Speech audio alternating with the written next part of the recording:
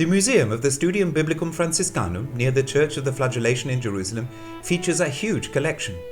Peeking through the rooms full of exhibits that inform the history of Christianity in Palestine, we immediately notice the inscriptions. The museum director, Father Eugenio Aliata, helps us discover a precious treasure that usually goes unnoticed within the walls of the Flagellation. Più di 100 ossuari con iscrizioni o simboli. More than 100 ossuaries with inscriptions or symbols, which suddenly created a considerable corpus for the study of Jewish onomastics, of the titles that came with them. And this also opened up the possibility of obtaining some archaeological remains of the first Christian community in Jerusalem. Archeologico pertinente alla prima comunità cristiana di Gerusalemme. The excavations primarily involved the area of the Mount of Olives where the Church of Dominus Flevit is located. They were started in 1953 by Father Bellarmino Bagatti. At that time, some tombs from the Hellenistic, Roman and Byzantine periods were discovered.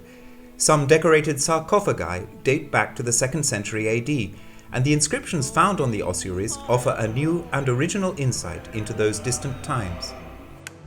Alcune di queste iscrizioni erano sembrate di sapore cristiano. Some of these inscriptions seem to have a Christian flavor. There are symbols next to the names that were used a lot by Christians. The most famous of them is the Chi Rho, made up of 2 Greek letters that intersect and mean Christ or Christian. Da 2 lettere greche che si intersecano e significano Cristo o cristiano. The findings indicate that the first Christian community in Jerusalem was already quite numerous. According to Father Aliata, there were more than 3,000 faithful.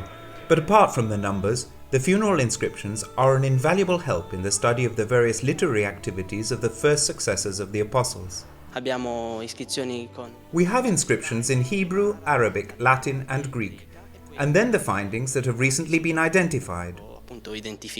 We spoke to Giuseppe Schiavariello, a young archaeologist investigating one of the most hidden parts of the museum, the lapidarium. Here is another treasure, even more concealed, with an inscription in Catabanic, an ancient Arabic dialect, and 2 Roman tombstones that have recently been added to the museum's collection. And behind each and every letter, rediscovered after years under heaps of dust, there often lies a hidden world, and such is the case with these Roman inscriptions. This is an interesting sign because in a country like this, and also in other neighboring areas, even though the official language of the Roman Empire was Latin, in these countries, closer to the Greek world and culture, the Greek language was often used for official inscriptions.